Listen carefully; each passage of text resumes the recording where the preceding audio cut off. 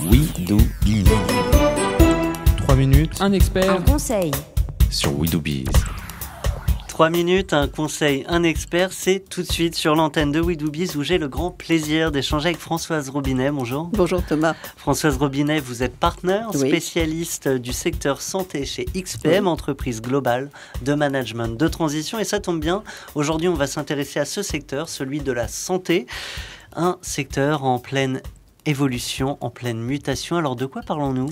Alors on parle de mutations profondes qui ont lieu au plan international et qui sont explicables par plusieurs facteurs. D'abord la chute massive des brevets dans beaucoup d'entreprises.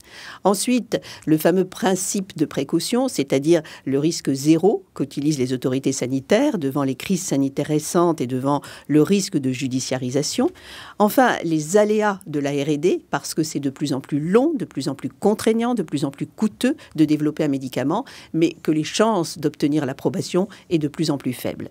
Et puis, la valorisation économique du produit, lorsqu'on a obtenu l'autorisation, est difficile. Il faut prouver l'innovation, il faut essayer d'aller dans des vides thérapeutiques sur des populations spécifiques où il faut utiliser des nouvelles thérapies comme la thérapie génique qui exigent des business models totalement différents.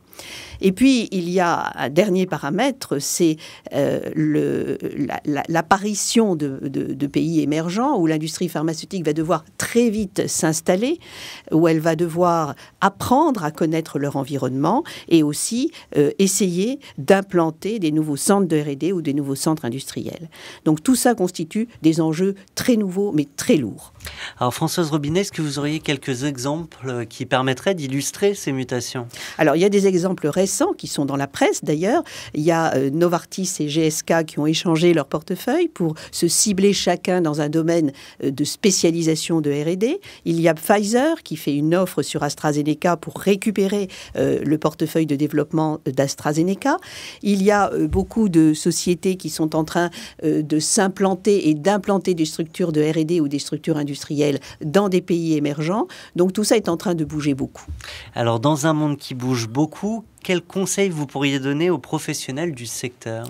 Alors, je pense qu'ils doivent penser d'abord global, international, et qu'ils doivent essayer de bouger en associant la compétence, la flexibilité, avec des experts qui leur offrent d'emblée une disponibilité et une valeur ajoutée essentielle.